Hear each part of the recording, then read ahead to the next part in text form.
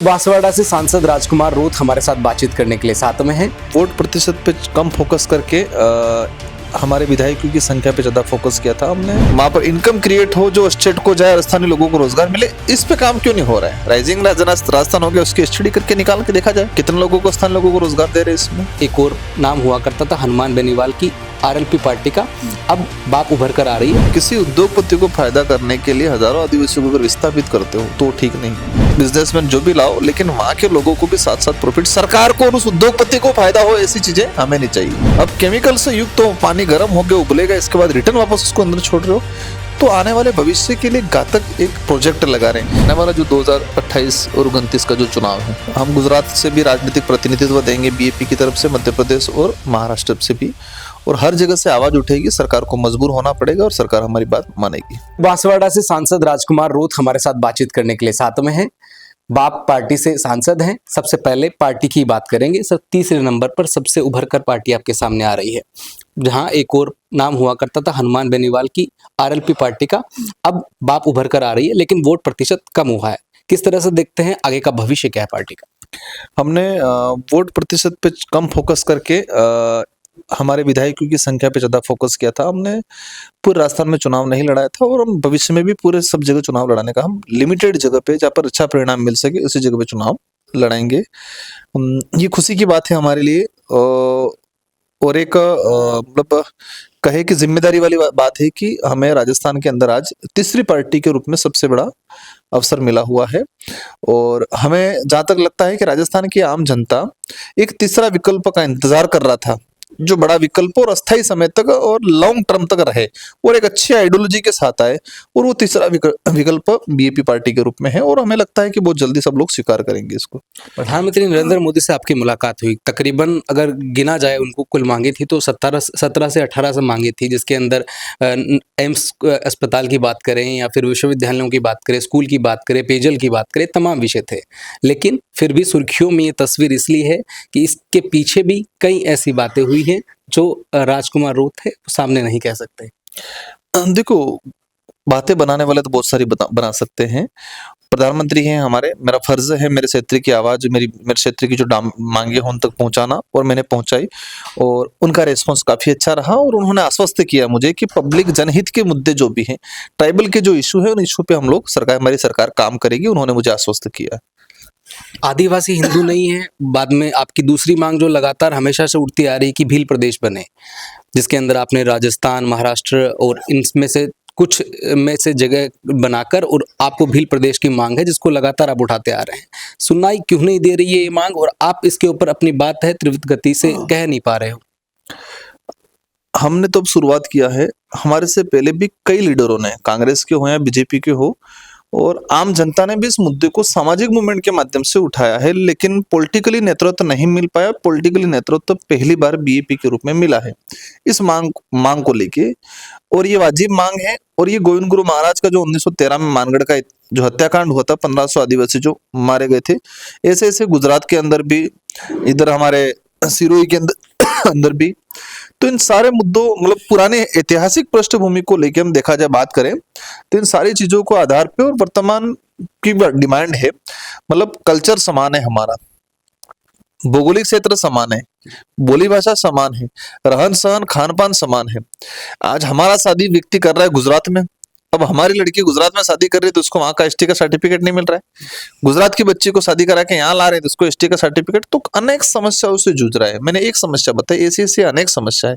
हमारा बॉर्डर पे है, अब वो गाड़ी, उसको रोजगार गुजरात में प्राप्त कर रखा है, नौकरी पैसा गुजरात में, रिलेशन गुजरात में, तो गुजरात से गाड़ी खरीद रही है, तो गुजरात का भी टैक्स देना पड़ रहा है, इधर आके फिर टैक्स देना पड़ रहा है। कई बार 90-90 हजार रुपया सालाना उनको लग जाता है।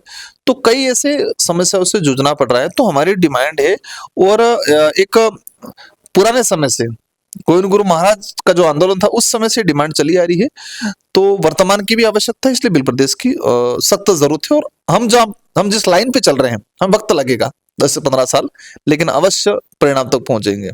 जिस परिणाम की आपको उम्मीदें हैं, जिस परिणाम की आप बात कर रहे हैं, वो परिणाम क्या है?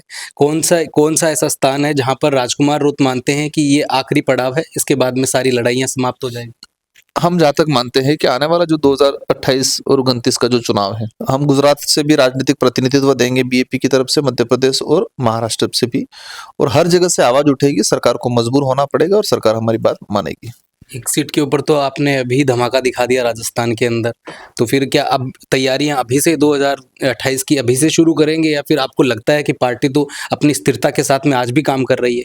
वहीं राजस्थान के अंदर अगर बातचीत की जाए, तो आपके क्षेत्र की अगर बातचीत करें, राइजिंग राजस्थान की बातें हो रही हैं, तो क्या आपको लगता है कि आपके जो क्षेत्र है उसके अंदर भी कोई बहुत सारी विकास की बातें हो रही होगी? हो रही है, लेकिन विनाश ज्यादा हो रहा है। हम भी चाहते औद्योगिक क्षेत्र हो, डेवलप हो, लेकिन ऐसा औद्योगिक हो स्थानीय लोगों को प्रॉफिट दे, रोजगार दे, केमिकल्स नहीं छोड़े, ऐसी चीजें नहीं होनी चाहिए। अब ऐसे उद्योगों की बात की जा रही है, जैसे कि वहां पर सोना खदान अच्छी चीजें निकला है, हमारा मतलब एक मिनरल से है, लेकिन उसके लिए पुलिस शेड्यूल 5 का प्रावधान है। पैसा एक्ट की ग्राम सभा बननी चाहिए, पैसा एक्ट के तहत उसका अनुमोदन होना चाहिए, उसमें कई प्रावधान है। इन सारी चीजों को नजरअंदाज करके आप सीधा सीधा कर रहे हो, तो ऐसे ऐसे बहुत सारे परमाणु बिजली कर। अब राजस्थान के अंदर आपने बांसवाड़ा ही चुना परमाणु बिजली कर। गवर्नमेंट की रिपोर्ट में कह रहे हैं, गवर्नमेंट की रिपोर्ट में बोल रहे हैं कि 30 किलोमीटर की रेंज में 2 से 2.5 टेम्परेचर बढ़ेगा।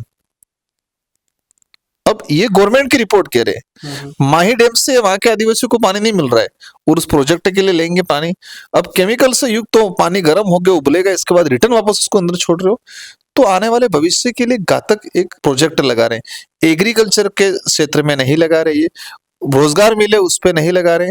तो हमारी जो डिमांड है कि आप फैक्ट्रियां लाओ या आप बिजनेसमैन जो भी लाओ, लेकिन वहां के लोगों को भी साथ साथ प्रॉफिट, सरकार को और उस उद्योगपति को फायदा हो, ऐसी चीजें हमें नहीं चाहिए। तो आपको क्या लगता है कि जो जितने भी प्रोजेक्ट आते हैं उसके अंदर केवल उस स्थान के लोगों को नहीं गिना जाता, जो बिजनेस बनाते हैं उनका पैसा बनता है? साथ के अंदर आपने अभी बात की, तो वहाँ के लिए तो रविंद्र सिंह भाटी ने भी अभी अपनी आवाज बुलंद कर रखी है कि रोहन है उसको बचाया जाए। भाई किसी भी प्रोजेक्ट को क्यों ला रहे हैं?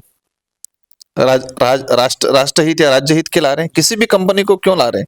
राष्ट्रहित या राज्य हित के ला रहे हैं? सरकार का हित हो, पार्टी का हित हो जाए, उद्योगपति का हित हो जाए, उस लाइन पे ज्यादा काम हो रहा है अभी। हम चाहते हैं कि राज्य को, स्थानीय लोगों को प्रॉफिट मिले, रोजगार मिले, वहां पर पॉल्यूशन नहीं बिगड़े, वहां पर इनकम क्रिएट हो, जो स्टेट को जाए, स्थानीय लोगों को रोजगार मिले। इस पे काम क्यों नहीं हो रहा है? राइजिंग राजस्थान हो गया, उसकी स्टडी करके निकाल के देखा जाए कितने लोगों को, स्थानीय लोगों को रोजगार दे रहे हैं इसमें, कितने लोगों को, कितनी जगह पॉल्यूशन नहीं होगा उस पर गारंटी दे रहे, कितने लोग विस्थापित हो रहे हैं, इस पे बात नहीं हो रही है।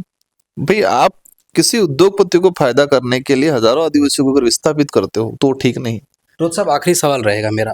बाड़मेर, डूंगरपुर, ये जो वो स्थान है जहाँ पर अगर किसी कर्मचारी का, सरकारी कर्मचारी का तबादला भी कर देते हैं तो उसको डर लगता है कब बनेगा, कब वो विकास होगा जिसके अंदर वहां जाने में दिल खुश हो कि हम बाड़मेर, हमारा तबादला हुआ है। अब वक्त नहीं लगेगा ज्यादा, परिवर्तन लोगों को समझ में आ गया है कि हमारे अधिकार क्या है। राजकोष में पैसा इकट्ठा हो रहा है, बजट हो रहा है, तो बजट कितना डिवाइडेशन कहाँ का हो रहा है अब देखने लग गए।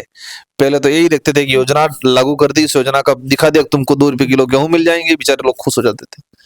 ठीक है, अब योजना तो देखेंगे, 2 रुपए किलो गेहूं भी देखेंगे, लेकिन ये भी देखेंगे कि बजट कहाँ का वितरण हो रहा है, कितना हमें मिल रहा है, ये भी, और सवाल जवाब करना सीख गए।